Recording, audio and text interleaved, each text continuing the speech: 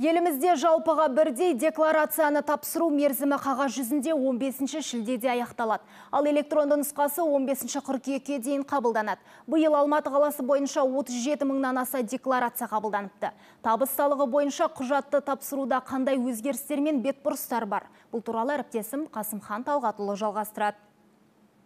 Жалпыға бірдей декларациялау 4 кезеңнен тұрады. Бірінші кезекте мемлекеттік қызметкерлер, лауазымды тұлғалар және олардың жұбайлары құжат тапсырады. Екінші кезеңде квазимемлекеттік сектор қызметкерлері және мемлекеттік мекемелердің қызметкерлері. Ал үшінші кезекте заңды тұлғалардың құрылтайшылары, басшылары және жеке кәсіпкерлер есеп береді. Төртінші кезеңде декларация халықтың қалған санаттарымен ұсынылады.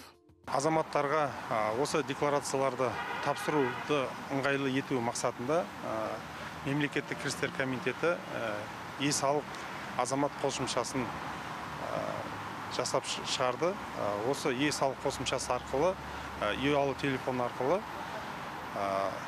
декларацияларды тапсыруға болады.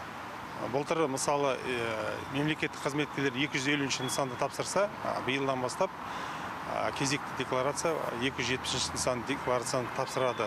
Сондай-ақ сарапшы Мақсат халықтың айтуынша, жалпыға бірдей декларация салықтан жалтарып һәм табысын жасырып жүргендерді анықтауға мүмкіндік береді. Негізі халық әрбір тауып жатқан табысы жөнінен есеп беруі қажет деген. Ол не үшін қажет?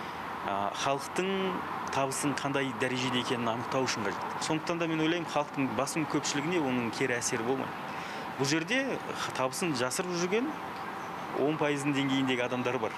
Қысқасы, қандай жолмен табыс тапсаңыз да бәрін декларацияда жазуға міндеттісіз. Ал кейбірін жасырып қалған болсаңыз, басыңыз дауға қалады. Декларацияда көрсетілгеннен артық табысыңыз болғаны анықталса, оның 10%-нан салық төлейсіз. Декларация тапсыру мерзімдерін бұзсаңыз, 45 мың теңге айыппұл арқалайсыз.